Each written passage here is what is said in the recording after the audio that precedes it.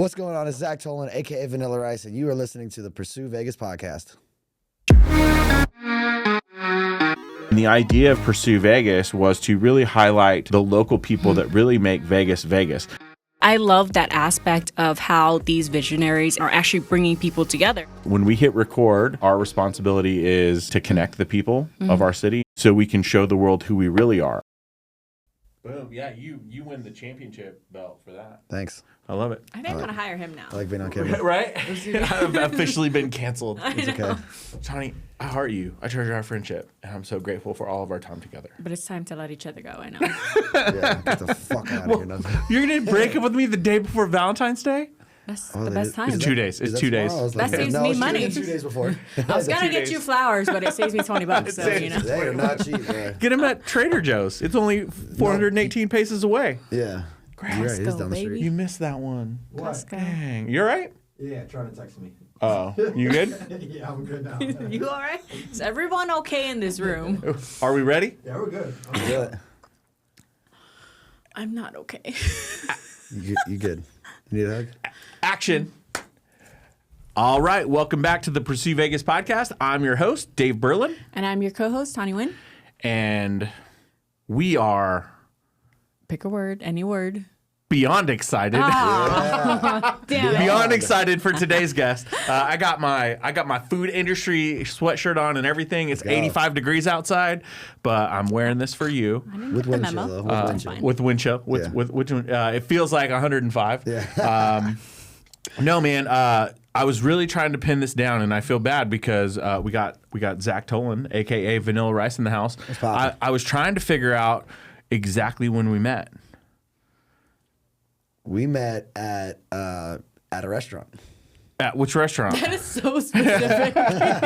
Was it In-N-Out? It wasn't In-N-Out that we met. It was In-N-Out. Was that where we met? We met at Dave Meltzer's event in front of In-N-Out. In front of the In-N-Out, right? Yeah, That's like, it's right next to acquisition.com, which is where Alex and Layla, their whole layer is. But it just happens to be the In-N-Out burger right outside of that was where David Meltzer was hosting one of the meetup groups. And I don't even know how we met at that event. Yeah. I must have opted into one of his text message blasts. Yeah. And randomly one day I get a text message being like, "Hey, it's Dave Meltzer. I'm gonna be at In-N-Out tomorrow. Are you gonna be there?" And I mean, I know that it's not really him. You know what I mean? Send him this message, but I'm like, I'll show up. I want to go hang out with Dave Meltzer. You're like, yeah, I'm in the funnel. I made it. Yeah, I made it. I made it to his top 500 texts a day, you know? And It's a proximity text. Yeah, right? Well, he did all of Vegas that, has entrepreneur in their bio. And and then I just showed up and that's how we met. I think we met Yeah, you asked a question or something, and then I was like, wait, and then you told your story. Yeah, you talked all about your restaurants, and I was like, oh my gosh, we need to connect. Yeah. And ever since then, we run into each other all the time. All the time. I have made it by your shop, which is fabulous, by the way. I even tried to help you open a second location, but that didn't work out. Well, you know what I say? It's like leads, right? You got to have hundreds of leads coming in to actually land a deal, and that's the way I look at restaurant opportunities. Like, I used to be like, oh, I'm going to go sign this lease today, and I'm going to be in this tomorrow. It doesn't work like that. Yeah. I gotta look at hundreds of restaurants to be able to sign 1 or 2 leases, Yeah, absolutely. Absolutely. Well, welcome to the show, my friend. Tell us all things you. What are you excited about? Oh, man, I'm excited about growth, right? I'm excited about growing. I'm excited about expansion. I'm excited about meeting new people and, networking and getting out of my comfort zone, meeting different types of entrepreneurs, also helping people in the food industry. Yeah. How is your experience in Vegas in the food industry? Just because it's so highly saturated and every other day and every other corner you look, it's a new restaurant that comes up and a week later it's gone. Yeah, I feel bad. It's in I exaggeration, don't feel bad but anymore. maybe like a month. Yeah. Because it's high turnover, my experience has actually been great because I don't know exactly if it's because I'm younger and I understand this aspect, but I always wanted to create the hottest spot, right, to be, and one of the hottest spots to be, and I wanted to give that perception through social media. And not only did I give that perception through social media, when they show up, it's like, oh, damn, this is the hottest spot to be. And so with that, and also I did grow up out here. So people, I went to high school and out here everywhere, everything, and people know me. So they always saw me on social media doing, they're like, Zach's doing something. He's always doing something. And so once I eventually opened a restaurant, people, they, wanted to come check it out to support me.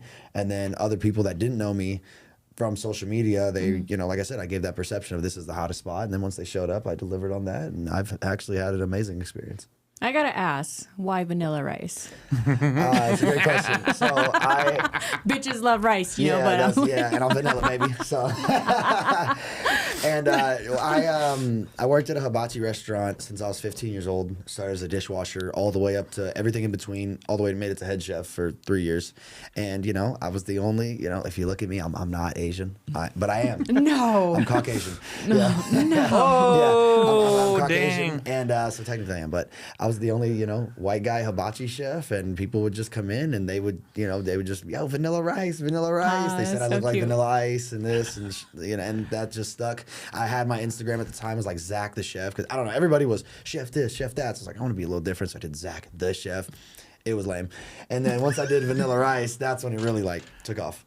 That's so cute. I love it. I didn't want to assume because Yeah. I You always can't have to assume these question days. assumptions, Yeah, that's but fine. Yeah. you know, That's why Vanilla Rice, yeah. Has the real Vanilla Ice ever like commented or like said, "Yo, take it down"? Not yet, no. cease and desist. Not yet. That's good. Because technically, I don't know how it works, but technically, vanilla is a word and rice is a word. So I don't like it's like Yeah. it's like a useful word. It's not like a made up phrase. Yeah, Technically, it's that's just great. two words put together. Yeah. It is technically a made up phrase, but it's not legally. If that makes, I don't know. Yeah, I don't know if he No. has his name patent or Yeah, I'm trademark pretty or sure. anything. Yeah, I don't think you can when it's too like. It's not I mean, but digital. if you serve him right, that'll break the internet. Well, like you win. That'd be dope. If we You could win. do a Game over. collaboration. Yeah, Vanilla Ice. If you're out there, Vanilla Rice, Vanilla Ice. We did a collab over in a restaurant. That'd be crazy. That would be like the craziest And, thing ever. and an ice cream shop. Yeah. Right? Working on that as well. Oh, Yeah. I see what you Vanilla did Ice. there. Yeah. Now all we got to do is find the property, and we're Yeah. we're We can in a make that totally happen. different market. So okay, talk to me about this because this I've never asked you this before. I've always known you as Vanilla Rice because I've only met you in the last couple of years. But you say you grew up here. Where had you always been pretty? Because you have a great social media presence. I mean, your energy is fire. There's always people that are connected. You've also kind of figured out how to play the algorithms and just stay current with everything that's going on. Has it always been like that? When did you really get like turned on to social media? Was there something where you clicked and you're like, oh wow, there's a stage here? Yeah. Well, I actually wish that, you know, when I see like Logan Pauls and Jake Pauls these days, I wish I would have started doing what I'm doing now a lot sooner. You know, I wasn't actually, because video when Instagram came out wasn't popular, but obviously now the people that are doing video, like the Jake Pauls and Logan Pauls back then, they're the ones that really blew up. So it was really pictures. And so I always wanted to post the coolest picture. So I had my own Instagram. It was called like, I think the tag was like West Coast Z. That was my name. I wanted to be a rapper, you know. I was gonna ask We that. all wanted to be rappers, but I was a little hip hop, you know. And but I remember the first day I got to like 100 likes. Like that was my goal. I want to get to 100 likes, but it was only pictures. It wasn't really video. And so I guess I've always tried to stay up on the trends. I stayed up on fashion trends and stuff like that. And I would post and I would get likes and people enjoyed following me. And I got up to about 3,000 followers at the time, which is apparently nothing, but 3,000 people, that's a lot of people. Real people. Yeah. I'm sorry, we have to. Yeah, no, I've Make never sure bought we any emphasize followers that or these anything. days. No, I don't do that. I want customers, you know, I don't want just the flashy stuff. But then eventually once I started cooking, I made a new Instagram. So I had both pages, but then I really started to notice that I was getting a lot more feedback on the cooking page. And so I just started just going, posting as much as I could. Maybe not as much as I do now, but I think I've always just had a knack of like maybe, not that, I don't want to say I didn't get enough attention when I was growing up, but maybe, right? Like I was always the class clown. I was getting kicked out of school, or not school, but like kicked out of class, you know, and stuff like that. And I guess social media was just a place where I could express myself. Nice. And I just always knew that was a tool and that was going to be popular. So I just made sure to always hone in on that and make it a priority of my existence. Yeah, well, it's definitely something that's not easy to do, especially in a city like Las Vegas. So what's been kind of the key to your success? What do you think has really helped you become such a brand across social media? Consistency, right? Talk about that. I have friends that own food brands. They're not restaurants. They're like, you know, startup kitchens that are in the share kitchens or little food trucks, not little food trucks, food trucks.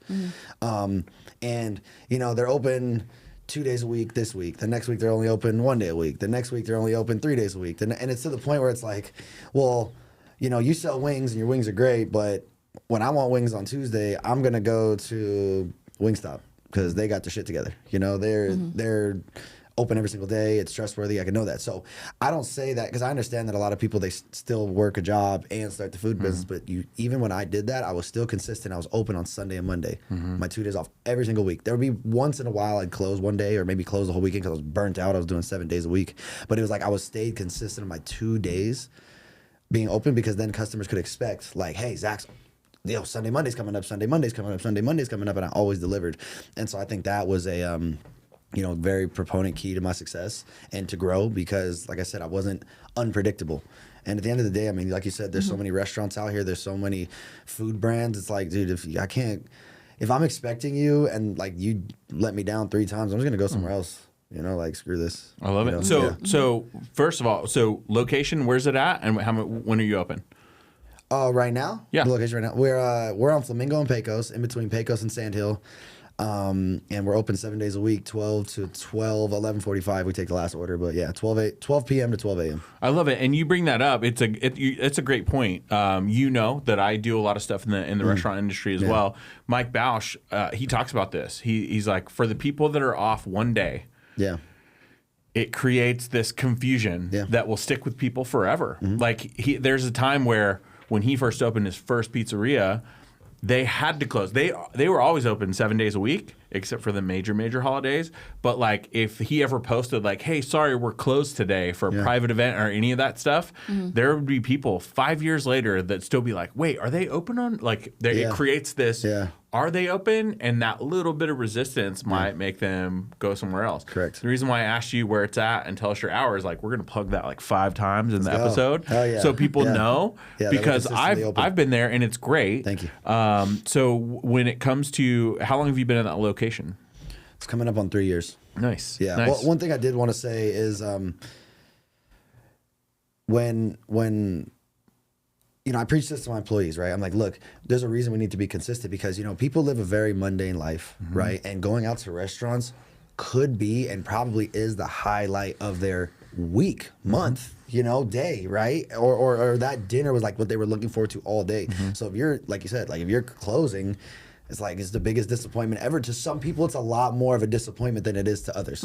Like an employee, they're like, oh, we're just closing today. Like, oh, we're just closing a little earlier. And we just told that customer we closed 5 minutes earlier. But that was they were looking forward to this all day long. And I used to operate my food truck by selling out. Right, like it was so cool. Like, oh, we sold out, and at first it's cool, right? Like, oh, Zach's selling out. He's busy. He's selling out. That's so dope. But then I was getting customers that were driving all the way across town, and I sold out of lobsters, and they're like, yo, what the fuck? And then a few times after that, I said, never again. I'll never sell out again. I'll always have everything, and that's when I started operating it like a business versus just like a pop-ups, basically. I love it. I did want to add that. Yeah. How long were you doing the food truck before you went with full brick and mortar? Well, so I had the food truck for 10 months. And then it actually broke down. The food truck broke down while my restaurant was being built, and my restaurant was only supposed to take 4 months. It ended up taking an entire year. So I had to go from the food truck once it broke down. I had to go back into the commercial kitchen, and I had to do that for an hour. But my brand would have failed if I didn't keep being open and being consistent. So it's interesting you tell the fragments of the story because I remember. When I came to your location, you kind of gave me the whole backstory and you broke it down for me like over time. So here you go, bro. You got the mic, monologue it. What's the easy timeline of when you launched, the pivots, the perseverance, and kind of all that to where you're at now today? Well, freestyle it. I mean, I can give you like from when I was 15 till now. I mean, it was 15 dishwashers, 16 prep cook, learning how to cook. Then 17, I cooked my first table at the restaurant that I worked at. 19, I became a head chef. 23 was when COVID happened, and when I was 22, I started cooking in my homie's backyard. Friends and business don't really mix, so we stopped doing that. 23, almost 24 is when COVID happened. Another buddy of mine was like, hey, you should go cook your plates again in the backyard. I was like, I don't know if I want to do that. I had such a traumatic, I lost all my friends, this and that, and I eventually, it just kept playing in my head. Begged my mom, can I please cook this? Because I lived in an apartment at the time. Couldn't cook out front of the apartment. And begged her to cook in the backyard. Then she finally agreed. I paid her rent. if I broke a sprinkler head, I paid her for that as well. And then we went from there. Then we went to the commercial kitchen. But I was prepping in the commercial kitchen and still cooking in my mom's backyard because I didn't have anywhere to store all the food. I was storing it in my mom's fridge, my apartment fridge, my uncle's fridge, my girl's fridge. Like, it was crazy, right? And I'd have to go. And I was like, this is insane. So anyway, long story short, I'll keep going. Then I eventually fully went into the commercial kitchen. That was a hard pivot because that was all the way in North Las Vegas. I was on the east side. So now all my customers had to go over there. Then from that, somebody called me and was like, yo, I got this food truck. I'll build it, and I don't want to do anything with it, but we could do a partnership. Boom, got in the food truck. Food truck was the best and worst time of my entire life because my brand was growing, but I had so many headaches with health department and the truck not actually working and all this kind of stuff. And then the health department ended up shutting me down because my truck wasn't operational. And I mean, I'm just the kind of guy that's like, we gonna open. I mean, they're gonna have to come tell us to shut down, you know? That's such an East Side mentality right there. Like, I don't know what this piece of paper is. I don't even read it. Yeah. Well, what happened was, a funny story is when we went from the commercial kitchen to the food truck, we have an A grade for our commercial kitchen, right? And the guy was like, yeah, it's gonna take like 4 weeks for us to come out and do an inspection. So I don't know what came to me. I was like, well, what I'm gonna do is I'm gonna put the A from the commercial kitchen. I'll put that in the window of the food truck so nobody could question me. And then when the health department shows up because they get a call or something, they see we're operating and they never inspected us, they'll just do the inspection right there. I was like, and that's ended up actually what happened, right? They pull up, they go, where's this A from? I go, I don't know. They said I could use it. You know, I'm just playing dumb. They said I could use it. And we'll goes, see about that. Yeah, well, then he goes, well, since we're here, we might as well do the inspection. I'm like, oh my God, that's amazing. That was the same day my hot water didn't work. Automatic shutdown. So anyway, to keep going, then it went back to commercial kitchen, and then for my restaurant to eventually open about 3 years ago. Then I got into a second location. That didn't work, and now I'm back to one, and now I'm about to have another 2 more. Well, in the next month, and then hundreds. Sometimes you got to take a step like back that. to take steps forward. Well, and what it was the systems and processes. You know what Mike talks about, right? I didn't have the systems and processes in play. I didn't even know what that was. I came from a mom and pop shop. Mom and pop shop, you just get told what to do by the next guy. Yeah. And then telephone happens, and then you know you're like, I think I'm doing this right. I don't know. The boss didn't even show up. He'd come in, he'd be like, how you doing today? I'd be like, good. He's like, cool. Just keep walking. I'm like, okay. And I didn't know anything about systems and processes, right? I had no clue what any of that was, and so that's ultimately the reason why the second location didn't work. But it wasn't a loss; it was a lesson because now I have systems and processes to even clean the bathroom, you know, and to open the door and to do everything. You know? I love it. Yeah. Yeah, we're gonna talk after this because I grew up in the back of a restaurant, but it's Asian, and obviously if you say systems and process, they're going to think it's like the biggest disrespect ever because it's just a grind of 16-hour days and just You're working. supposed to know what you're supposed to do. Like that's. And you're supposed to know every single thing. You're supposed to touch every single part of the business. But if one thing falls apart, like one person doesn't show up, then you're kind of screwed because now you're doing like 18 different things rather than 6 different things. Yeah. So I think I understand that coming from, like with my parents. So right now that's what I'm doing is documenting their systems and process. Yep. I'm just not calling it that. Yeah. Call it a different name. Be like procedures or I don't know or fun, I'm just be like, what are you doing? Tell me everything you're doing from the minute you step in. You know what I mean? Like, so it's just how you approach. Like you give them a different perspective. And then I can go to sleep at night now. You know what I mean? Before I couldn't go to sleep because I'm like, oh my God, I hope they know what to do. I hope they call me if you need anything. Call me if you need anything. Now it's like, don't call me at all.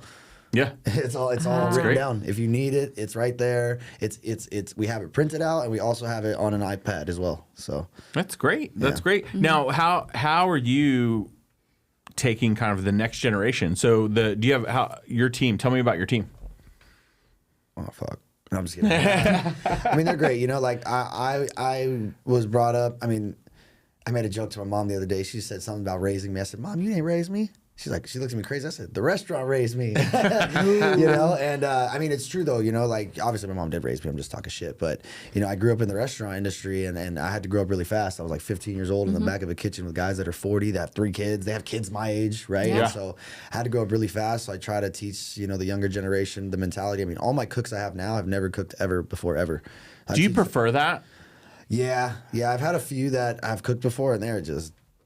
I ran into though that's the restaurant industry, we ran into that in the wedding industry. Yeah. In the wedding industry, especially DJing weddings, if you have people with an ego and with bad habits, you know that's every single industry. It's like it's like the one.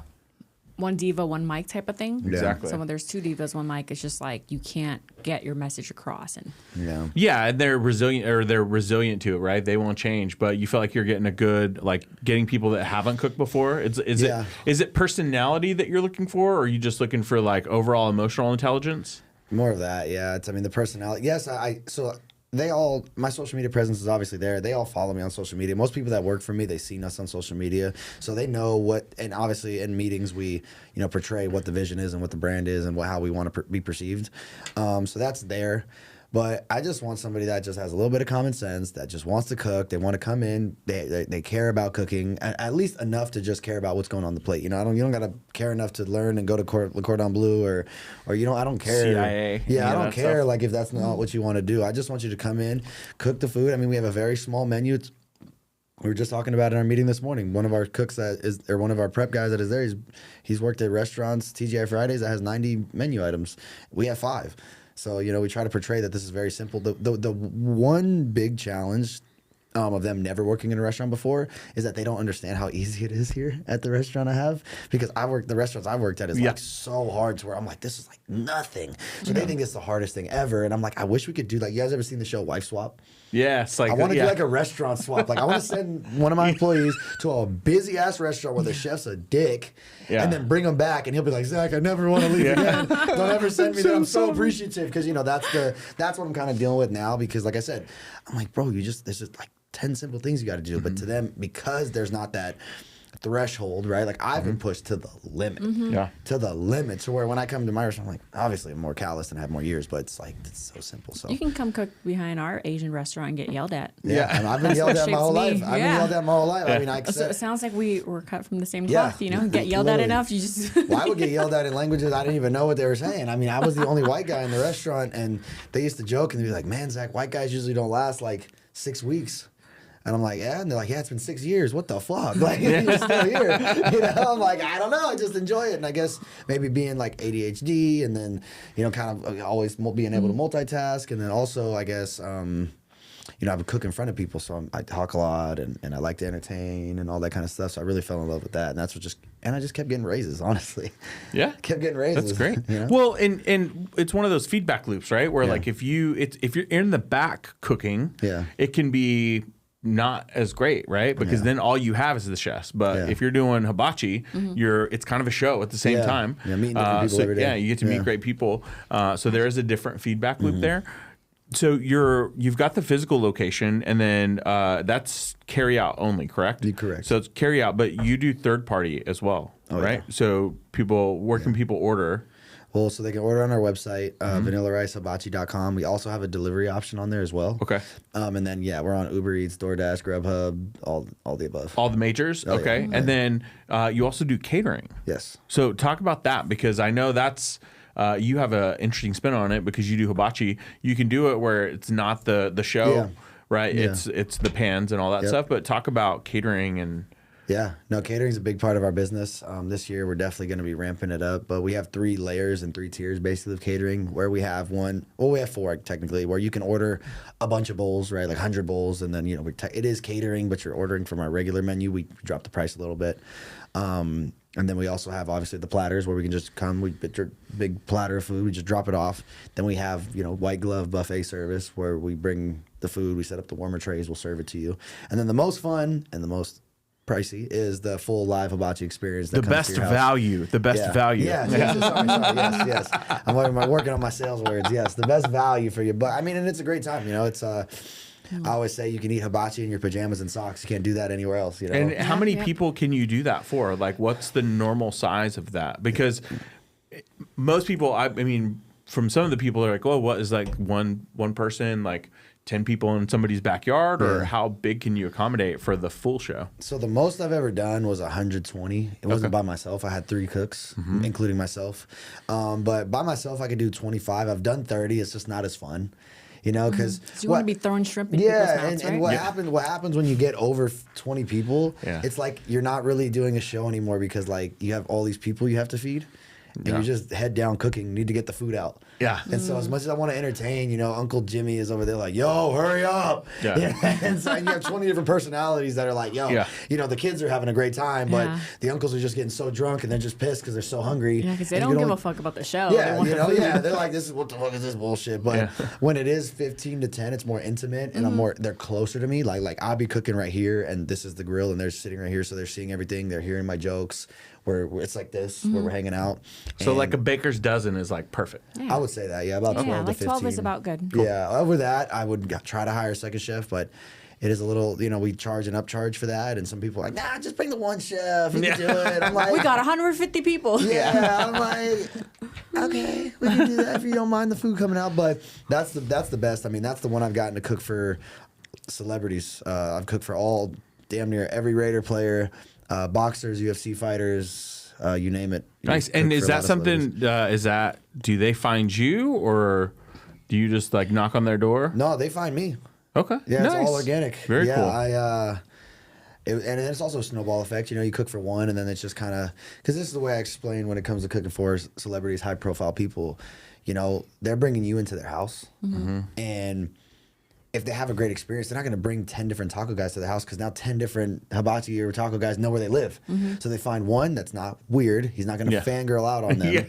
He can trust them around his family and her residence. And so they just keep calling me back every single time. I love it. Yeah. And then referring to the next person. That's as the well. best marketing. It's like we always say, like if one person likes your product, then expect 10 more. But if one person doesn't like your products, expect at least 3 to 5. Negative word of mouth has such a much higher scale than positive. You know, so in this town, it's very small and it's a close niche out here, you know? Yeah. Because I know I grew up behind the bar too. And for me, like they always think like the nightlife version of being a bartender is the best. I'm like, no, I work the day shift, man. I open the bar at like 11. We're like drunk at 12. And it's just the best because it's like 10, 15, 20 people and you can actually have conversations. I know everything about them, their family, their kids. And it's just so much more intimate rather than having a slammed, like, you know, midnight 10 p.m. crowd, and I'm like, nobody has money to spend, and they're just getting drunk and throwing up in my bathroom. Like, get the hell out. Yeah, sometimes more intimate is better. Well, let's talk about that. The PSA in this case is Vegas, right? And how it pertains. You grew up here, so I think there's this interesting thing where people that aren't from here, they'll fangirl. Oh yeah, and one thing that I learned this way before I got here, but it's like when you fangirl, you immediately take away the opportunity to probably ever work with that person in a professional capacity, right? So it's something that you got to be really mindful of. And with that, like you got to be respectful of their time, their space. It's not always like taking selfies and stuff like that. Like if they want to, you know, they don't need to do a referral for you like on social media. Like they're going to refer you to, you know, their network of people. Yeah.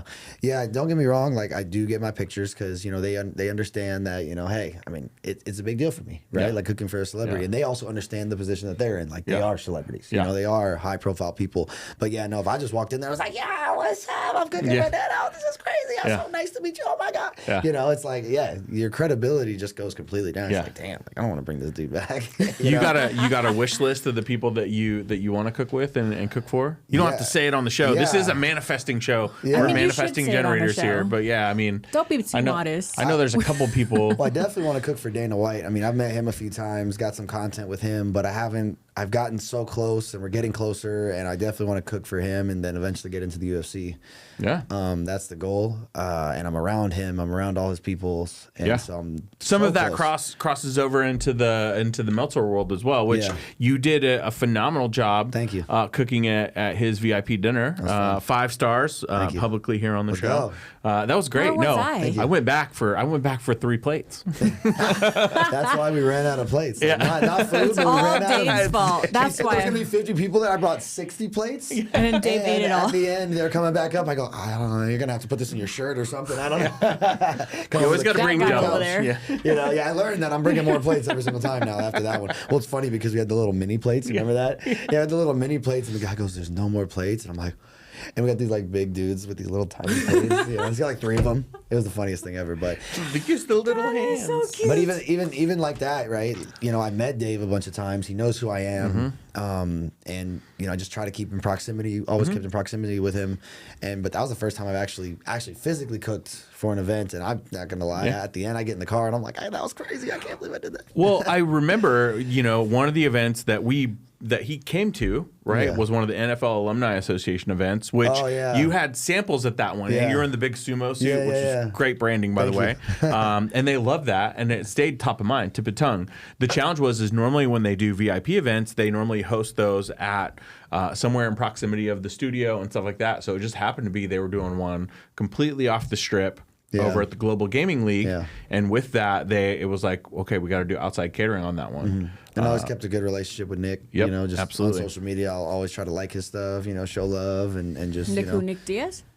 Oh no, soon no, one of Nick Glazer. Yeah, Nick Glazer. And one of Dave's right hand man. Nick Diaz. The reason why that's relevant is because he runs the podcast studio over at the Win. Oh, really? Yeah. Oh, he does now? Yeah, he was on my show. He runs Blue Wire, and his show's over there. Hell yeah. Well, that's where I first, that's funny, the Blue Wire, because that's where I was always going for the Dave Meltzer events. Yeah. That's where I met my good friend now, Ike. Yep. Good friend and mentor. I met, so funny story, I'm asked Dave a question about, how to get my brand from 7 to multiple 7 figures, restaurant brand. I've already seen Dave a few times at this time. David. Sorry, David. This is Dave. This is Dave. David. He's like, bro, you've seen me a bunch. This is Dave. And so obviously he knew me, recognized me. He's like, what's up, Vanilla Rice? By the way, this is Vanilla Rice, which is like the coolest thing ever, It's around all these people trying to ask him questions. And when he goes, this is Vanilla Rice, everybody owns a restaurant. I'm like, that's the coolest thing ever. And I ask him about restaurant business and how to get from, 7 figures to multiple 7 figures. And he literally looks at me and goes, well, you know who you're standing next to, right? And I look over and it's the short, bald dude. And I go, no, how you doing? I shake his hand. He goes, yeah, that's Ike. He owns 117 restaurants.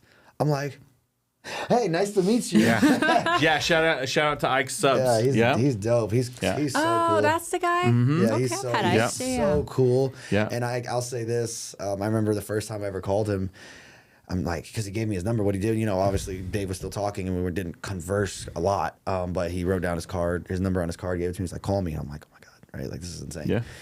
And first time I call him, I'm in my house and he's like, yeah, man, I'm about to hop on the jet right now with Andrew Chang. I'm like, he's like, you know who that is, right? And I'm like, the CEO of Panda Express. Yeah. He's like, yeah, we're just hopping on the jet going to Hawaii, gonna look at some locations. I'm like, okay. Yeah. I'm like, cool. I'm like, sweet, man, have fun. Yeah. Can I come? Yeah, and so it's just cool that I don't know, I guess I just know how to get into proximity. I always wanted to be in the room. I mean, I even did that with parties growing up. I knew that sometimes all my friends would want to go to parties, but if I go with these guys, I'm not getting in. So I gotta go by myself. And so I'd be like, oh my God, guys, I got here 20 minutes early, my bad. And like, yo, they're not letting us in, where you at? I'm like, I tried, bro. I just always knew, you kind of sometimes, and that's the thing, right? I didn't go to those events with anybody. I just went by myself because I just sometimes you gotta just jump off the porch. Yeah, it's a lot different, and it's very interesting that there are different circles like that across Vegas, and you growing up here, you've been able to see that, your whole life. Yeah, I was always popular, but I wasn't the most popular. If that makes sense. Yeah, I would beat you up. Yeah. Tawny beat a lot of people up. I only got swirly twice, but I was a freshman and it was the seniors, and that's just what they did. Yeah, and I was super skinny, and they were like, "Get his ass," and I didn't run fast or anything. So yeah, just throw your shoe at them. They ever come into the store now? You just everybody, what's crazy is not people that well. Let me go back. Yeah, everybody comes. If they don't, they should. Yeah, no, everybody. That's great. This is my official invite. Since Dave always goes eat without me, and he's like, guess where I went today? It's funny. I went to the gym last night after studio, and I was like, I'm kind of in the area, but it was late, and I try not to eat too much that late. Yeah, but I'll definitely have to swing through right after this show. Yeah, you guys come by. We just got new glass too, so I want everybody to come because we had this plexiglass, and we scrub it, right? We clean it, but over time it got stained. Yeah. Right, it got stained. So little micro scratches. Yeah, and stuff. exactly. And it was really foggy, and it just looked so fucking ghetto. And it honestly looked gross.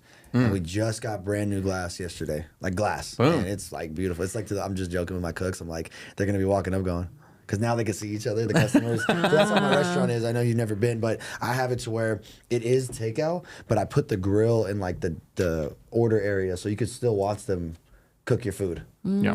I still wanted to give the hibachi type of experience, but with the takeout aspect. I think the next thing I was thinking of, like John Orlando always does parties at his house. I'm just gonna hit him up, like, hey, bro, like, Yeah. have this at your next party. Yeah. Super Bowls. I've and got, stuff. yeah, there's a couple people that I think of that could probably benefit from doing something like that. Thank you. With that, I guess what's next for you? Do you have, you said you've got a couple more locations that you're looking at. Is that all here in Vegas? Nice. The 2 that are almost done, I'll have 2 done. It sounds crazy, but I mean, I am crazy. But I have 2 done by the end of this month, and both in Vegas. One's a food truck, and then one's a full restaurant with seating and liquor license. So same concept, all same menu. Love it. I love it. I mean, like you said, man, I get so many people that are like, Zach, I want to open a restaurant. Let's franchise. And I think I intimidate them on how fast I'm ready to move, or they just bullshit and just want to say that, But it's just, I got to get through all the no's to get to the yes. Yep. Yeah. And I fully understand that because I don't ever look at it as a waste. I used to at first look at it as a waste of time. Like, wow, these fucking people wasting my time. It's bullshit. They're not even ready. But then once I changed the mindset of like, no, I just got to get through all these people wasting my time to get to that yes, then that's when it doesn't bother me. Because I go, oh man, if I got to talk to 100 people to get one restaurant, I'm like, yo, keep wasting my time. Hit me up. So I can get to that one out of the 100. Just practicing discernment for you. That's how I put things into perspective. Because that's how you make better decisions. And just keep practicing the person you say you want to be. Yeah. And and you're right. I talk to people differently now than at first. At first, I was like, yeah, it's this much. Is that much? You want to go? And they're like, whoa. Like, no. Like the dopamine high, like crack squirrel or like that you are. Or what do they call it? The commission breath? They're like, yeah, let's do a restaurant. Yeah. But now it's give like, me a finders for you now. Yeah, exactly. But now it's like, oh, so what makes you want to open a restaurant? Okay, why would you choose vanilla rice? Okay, and then either it weeds them out or it weeds them in. Yeah. I'm basically what's the sales term? I'm a lead magnet? Qualifying. Yeah. Qualifying. Yes, I'm qualifying them basically. Well, it's interesting because like Tony Gimignani with the Tony Slice Houses, right? With Pizza Rock and all that stuff. Like on his website, if you're looking to franchise, as soon as you go to it, it's just like check a box and you must check this box. It's like, do you have $250,000 to invest to get started? And it's like, if you click no, it just takes you to a thank you screen. Like, thank you. That's great. Yeah.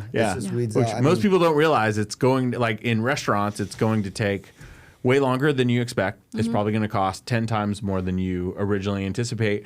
And that's the thing. It's like people can sit there and be like, oh my gosh, I make the best pizza ever. And it's like, and when you look at, and most people are like, why pizza? And it's like, it is very profitable if you do it right. But still, like a lot of people, it's like, they don't realize all the costs that go into everything. And then it's like, oh, you're losing $1 every time the pizza goes in the oven and 10 cents every time it comes out. Yeah. And most people are like, what happened? I made more money profit percentage wise when I was in my mom's backyard than in my restaurant. Because you didn't have any overheads. I had nothing. It was the best thing ever. I was like, this is great. I was like, I'm going to get rich. And the next thing you know, I had to buy more gloves. I had to buy more trash. I didn't factor that in. When you sit there and go, well, chicken's $1 a pound. And if I put teriyaki, it's 20 cents. And then if I sell it for $4, oh my God, I'm winning.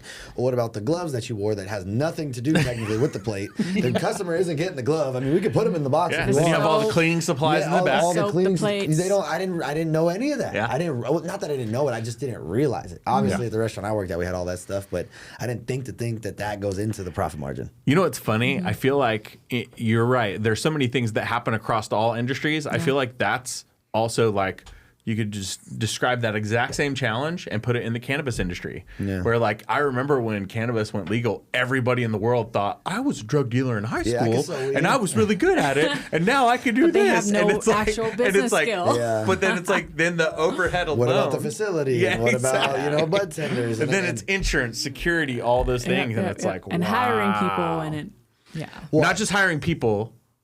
Hiring stoned people. Yeah. Which. The bud clippers. I they're remember. Just like, yeah. Yeah, I remember on the bigger scale, they're like, oh, we're hiring the clippers for like $20 an hour. And people were like flooding to that. Yeah. They're like, this is the best $20 an hour I can make. I was like, really? Yeah, that's crazy. Well, like, you're just cutting shit. Well, and again, down that rabbit hole, there was somebody who I had. It was a celebrity rapper who was looking at hosting. They have a brand and everything. They're traveling. They needed a venue so they could host an event, promote their brand, all that stuff. They needed a dispensary. And I had a friend who worked at one of the dispensaries. We'll let it remain nameless. They were trying to get with the events people 2 weeks ago. And I said, hey, who's your contact over there? Like, they still haven't reached back. And I'm just like, that's par for that industry. It's just like everybody's like, I'll get back to it when I can, brah. yeah, we're so busy, bro. Yeah. Well, and that's the one thing. But the restaurant industry, completely opposite. Like, you are on all the time. Yeah, I have to get back to the customers that are, even if I know they like some outlandish request. Some lady calls me, she's like, I need a catering for 150 people, every protein, and I need it for like next week. In my head, I'm like, the fuck? This is an automatic no, but I still gotta send it to her because I'm like, okay. And she's like, well, what about if we just did 3 proteins? And then I get them down to just chicken. I'm like, we could have started there. Remember, I taught you. What's the number one question that you can ask? The anchor. That was, what have you guys done in the past? As soon as you ask, what have you done in the past, you'll get kind of an idea of where they've been before. Because sometimes, a lot of times we could shoot low when we don't need to. Because then you find out that we normally go to this tier, and you're like, oh, that. Well, then at least if they're like mid tier, then you can at least be like, okay, well, I can match that. I can match that. You know. Oh my god, dude, some people hit me up. I love your impression, by the way. I can feel the Karen in the voice. I had the pinkies up and everything. It's like a $25,000 catering. Yeah, this lady's hitting me up for next week. I'm like. And she's like, oh, but it's my 8-year-old's birthday. Like, that's the best one. That's the best one. But it's my 8-year-old's birthday. I'm like, cool, man. I'm like, that is the most unrealistic catering request I've ever heard. But okay. Yeah. I just did a 6-year-old's birthday last week. It was funny. You ever do it in your sumo suit? No, it'll light on fire. Oh, that's fair. Yeah. That's fair. Yeah. Well, you should have that for my birthday. I was gonna say you should hire Tani to just be over to the side we could do that. in the sumo suit and just be like, what up? I don't think anybody wants to see that. Or maybe they do. Well, the problem with that sumo suit is I didn't realize until I put it on the day of that it was a size small. And so I just want to tackle people. I had to cut the arms and my circulation was cutting off. And you would never know. I was having the greatest time ever. But yeah, that was rough. Yeah, it wasn't. You don't have to commit to this, but in my mind now, I'm seeing the sumo suit pursue Vegas Cape. Yeah. Right, and then we just. UI. Yeah, a little bit. I went to that dispensary that was just dispensary. You were clipping the weed. I was trying to go straight to the source. A in your pocket. I was really talking about him, you know. Yeah, that's exactly what it was. No, I love it. No, man, I love it, and first of all, I keep going back to the restaurant because the brand is on point. The food is delicious. So if you have not been, definitely go. But and you're starting to expand now. I was curious about the food truck. Is that going to be because I know there's some food trucks that kind of always post up at the same spot. Is that the field that you're going for, or is that going to be one that kind of bounces around a little bit? I'm not sure yet. I thought to do both. So maybe morning times I bounce around, and then nighttime I have my strict spot. And what's funny is, because of consistency, right? I want to make consistent income because then you can hire consistent employees, right? If I'm just bouncing around and just giving people side jobs here and there, it's not. It's possible, but it's not consistent. Yeah. And then I'm going to end up having to do a lot of stuff myself. What a funny story is that my food truck actually, when I first had it, the first one I had, it actually never drove, ever. It drove halfway to the place that I parked it, and then I had to buy a rope with a truck. And then you just left it there? And I just left it there, yeah. And stocked I it? never told anybody that. I mean, I've told them now, now that it's gone and it's over with, but that was a big hurdle because here, and I'll go on this rabbit hole real quick, but, you got to fill up water. You have to fill up propane. You have to empty the water, right? You need a generator, okay, that requires gas. And my truck doesn't drive. How does that work? How do I drive to the propane people? How do I drive to go fill up the water? So what happened was where I was parked at, the landlord, he's like, hey, I have this Subway restaurant that, isn't being in use right now. Do you want to use it? I was like, oh, hell yeah, which isn't legal at all. Wasn't legally allowed to use it. It was half under construction. Allegedly. Yeah. You allegedly did that. Yeah, exactly, yeah. And, did I say Subway? I meant... Yeah. No. And that's actually the restaurant I'm in now, though. I turned it into the restaurant. Oh, the Subway is now the. Yeah, okay. Yeah. And, humble beginnings. So he goes, you need refrigeration? I'm like, hell yeah. He's got these 2 big ass walk-ins. I'm like, hell yeah. So that means I don't got to drive to the commercial kitchen in North Las Vegas no more. Then I go, hey, can we put a plug on the wall that I can just plug my food truck into every day instead of having to use the generator? He's like, yeah, I'll charge you an extra $100 a month. He's like, just pay for it. I was like, cool. Then what we would do is the gray water is supposed to go into a specific, like, basically sewage in the ground, and it separates everything. We had a mini trash can. We'd empty it out, so you pull the lever over. It's just disgusting water, right? Just pouring out because it's all your, grease water, lobster water, everything. And we would just walk it over to the bathroom and pour it in the toilet and flush the toilet. We do that every morning. Then, to fill the water, I put 4 hoses together. Had to go all the way from the inside of the restaurant all the way to the thing. But we would have to do this at 4 in the morning every day. Because if the health department said this, we get shut down. And health department doesn't open up till 5. Well, we learned that they actually. Did I tell you it's my new job? Yeah. Well, and that was the biggest hurdle in that food. That's why I said it was the best and worst time of my life, because the brand was growing. We were so popular. Yeah. But like, I was on the brink of tears every morning because something just kept going wrong with this fucking food truck. One thing after another, having to figure out the next obstacle. So what happened? Then I had a propane guy from Vegas Propane. Buddy would pull up. He'd be like, he filled me up one time. It was hella expensive, right? And he goes, bro, he's like, bro, you only require 30 gallons. He's like, I could stop here. He's like, give me cash. He's like, they won't even notice that's gone out of my tank. He's like, I drive past here every day. And he was like, unless it messes with my job. He's like, once it messes with my job, I can't do it no more. So we had a tattoo artist that's still in our parking lot. He was right next to my restaurant. He was a fucking hater. He was calling the health department on us. He was calling he called Vegas Propane. There's always a hater. Snitched on the guy. And so he's like, yo, I can't come no more. Someone called. I'm like, well, what do I do? He's like, let's come to my house. I'll build you a big ass cord. I got this propane tank this tall. We'll run the whole line to the back. But in the process of that, he was like, it's going to take me a week. I'm like, what the fuck, a week? Like, my propane runs out every day. So luckily, because I do private parties, I had the little mini propane tanks. So what I have to do go to Costco. So yes, I would go fill up 8 of them at Costco. Those things ran out in an hour. Wow. We were open for 7 hours, so I had 7 of them in the back of my truck, and every hour I have to roll it under the truck. I would barrel roll under the truck. I'm upside down, untwisting one, twisting it back in, while the customers, there's a line out front of my food truck. Wow. I'm telling the cooks, I go, crank your heat up. That's what I would say, crank your heat up. So they crank it up, the grill would be hella hot, I'd have to turn off everything. I would swap it out, boom, get out of the truck like nothing happened. I have to do that 6 times a day for a week. My back's all itchy because I don't know what's on the ground, Now, for everyone listening, I just want you to stop and think about that part only for 1 week. That's why you're doing what you're doing, and that's where you're at. Because so many people would stop. Yeah. So many people would give up. Waited a week. And that's why they don't make it a year for a lot of restaurants. So my hat goes off to you, because I feel like every single time there's a whole new element to your story that I'm just like completely blown away by. But also I'm numb to it to a certain point. Oh, yeah. But still I'm like, whoa, that's a lot to overcome, where most people, like halfway through the interview, I was going to be like, dude, I think my son should like try and come and apply and work for you. But then now I'm like, I don't think he can hang. He's too soft. Yeah, he's too soft. He's afraid to take the trash out when it's dark outside. I met your son. I'm sorry. I know. I will say this. Where our trash can is, it is a little sketchy. I do tell the cooks to bring a knife with them. I go, if you want, you can bring a knife with you. You know what I mean? Yeah. Like, okay. I'm like, I think you'll be fine, but can't bring guns. Yeah. I go, but bring a knife with you. Just grab one from the thing. But yeah, I mean, it's a lot of adversity. It's a lot of, I give even hats off to all the cooks that I have, because last night the new girl, she got whooped. It was so busy. She's been there for about 3 weeks. She handled it. I came and did save the day. I helped her out.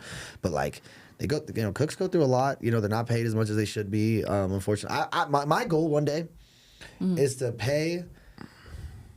And let me backtrack a little bit. Most cooks or most people in the restaurant industry have 2 jobs because they enjoy cooking, right? But unfortunately, with profit margins and food being so expensive, I mean, we can't pay top dollar. I mean, we can pay the best we can, right?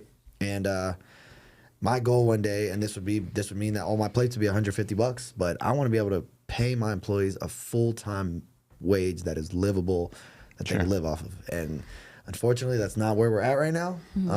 But that'd be an amazing goal one day that I'd like to do. I love that. Well, and to that point, your stuff is great. It's affordable, right? It's prices on everything are high right now compared to what we were paying 10 years ago. But no, I think that's ambitious, but it's where you're at, and that's what you want to pull off. So I think that's also the opportunity there is maybe not all of your employees all down the line will always be able to have that. Yeah. But the ones that really build with you and stick with you through this process, they're going to be able to go run their own, operation underneath you. So I think that's amazing. Sense of realism, though, I think for age too, because a lot of the restaurateurs in this town have been doing it for 10 and 20 years, and then they kind of start hitting challenges that you've hit within your first decade in the whole restaurant business. Sure. So I think it kind of shows a testament to like the level of ambition, because people quit before they know what quitting is, because they're like, oh, this is too hard, I'm going to go do something else and call it pivoting. But I think for us to establish fundamental, like foundational goals for you in your restaurants with your employees, the people that you are responsible for their livelihood, is a different story. And like as much fun and entertaining as we all have this conversation be about, but it kind of shows like it's actual grit. That's what Vegas is about, and the people that lives here kind of understands the grit. And that's why you know what it's like to work 16 hours like crawling under that. I'm like, I'd be like crying and shit like that, but if I was to get to tell that story, it's fucking epic. Yeah. So Right. like congratulations on being able to tell this epic story as you're sitting here, because if you didn't go through that, we wouldn't have this story for me and Dave to be like, haha, giggles, know, but it's fucking amazing. And I wanted to not, like, I never quit or thought like today's the day I'm gonna throw it in, but I mean there's plenty of times I'm like, this shit ain't fucking worth it. Fuck this. Like I could go get a job at the restaurant, clock in, clock out, leave, don't gotta worry about nothing. Let restaurant lights on fire. Damn, that sucks. Like you got insurance. I could have done that plenty of times. And I mean, even still to this day, I have days where I wake up, I'm like, fuck, but then I have days where I wake up and I'm like, this is the best. I saw this one thing, it's like even on your worst days as an entrepreneur, you're still living your dreams. Yeah, no, you're 100% right. Well, and even to testament to right now, your shop's open right now, and you're here, so you're able to walk away when you need to, and continue to build the brand in the ways that you need to. As it comes back to, as we start to close, what's the signature item that people gotta try when they come in? What's the one that you love the most, or you put the most passion into? Yeah, our number one seller that we've sold thousands of is the steak and shrimp. Steak and shrimp, half rice, half noodles. You can get veggies if you want. Nice. I don't get veggies. That's my love language. Yeah. I'm a veggie girl, though. So you can get veggies. Yeah, you got to put love in my vegetables. I want it from you. Yeah. I want your slave hands to do it. Got it. Your sweat and tears. These are here. Yep, you got a 14-minute head start. We'll be there. We'll be there in 30 minutes. Yeah, I still hop on the grill. Like I still do it from time to time. I still cook all the caterings and stuff like that. But I don't want to grow. I don't want to just have one restaurant. I always say that people just need to know where they want to be in life, and they just got to reverse engineer it. And I want to have one of the biggest companies in the world. And so if I want to have the biggest companies in the world, I have to leverage people. I have to build brands. I have to, really put in sweat equity, and I have to not make any money until it really is popping. And, once I have 10, 20, 30 and people are like, oh shit. And I'm like, well, I sacrificed a lot. Oh, and you forgot the sexy word, systems. Yeah, exactly. Oh, exactly. Yep, the system, the systems SOPs, are sexy. And that's what I want to do. I want to build the biggest company to ever exist. I want to be the next Chick-fil-A, the next Chipotle. I want to my name is going to be for sure in those names. So I'll paraphrase this because one of my mentors and good friends from Global Entrepreneurship Network, she always said this. I'm going to change it, right? She would always say, stories open up the hearts and mind, but data opens up the checkbook. In this case, food will open up people's mouths and hearts and minds, but systems are going to be what really make people, put their money down and buy into that. So whether you do private or franchise or any of that stuff, like that's what people are looking for is consistency. And that's the joke I've said with my business partner before. It's like, it's like, hey man, like I have these systems and processes. I have this, I have that, I have all my data. And it's like, oh, that's sexy, that's amazing. Or I could be like, so what you got for me? You see what's going on? You know what I'm saying? With your 2 eyes?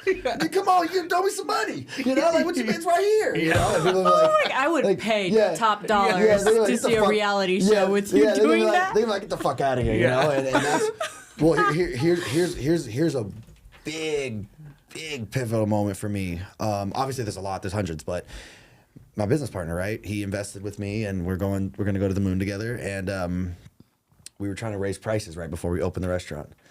And I'm like, I don't know, man. I can't do it. I raise prices. That's tough, you know, where the prices are already up there, you know. And he goes, look, Zach. He goes, you're a cook. I said, I'm a businessman. And that to this day still like rattled my bones. To this day, I've brought it up to him so many times that like that shit fucks me up. Yeah, because I want to be a businessman. I don't want to just be a cook, chef, not anymore. I still enjoy it, but I want to be a businessman. Yeah. And so that was like when I had I need to start thinking like that. Yeah. You know, it's a whole different mentality, man. Yeah. Mm-hmm. Welcome to level 1. Let's go. That's the joke. That's always the joke. Welcome to level 1. I love it. Perfect. Well, where can people find you? Normally, it's all in the show notes, by the way. Yeah. But hit them again with the cross streets. Hit them again with your social media, everywhere they can go to get started. So Flamingo and Pecos, 3654 East Flamingo Road. We're open there. It's takeout only, so you eat in your car, eat at your house. We're open from 12 p.m. to 12 a.m. You can follow us on Instagram or all social media platforms at Vanilla Rice LV. You can follow my personal page, which ties into the restaurant brand as well as personal, my personal brand. That's at Real Vanilla Rice _. And, just keep watching the journey. Just keep watching us as we go up. And, I'm not afraid of any challenges. And I hope nobody out there, if they can take anything from this, the challenges are just there to help you grow. I love it. Happy to be a part of this journey, and that steak and shrimp. Yeah. Half-C's plate's calling me. Let's go. We're going. Let's go. You guys have any more interviews after this? He's like, I'll take you there right now. Yeah, I can be there tomorrow. We can do it. Yeah. I'll be there tonight, actually. We're training some people and just, Very nice.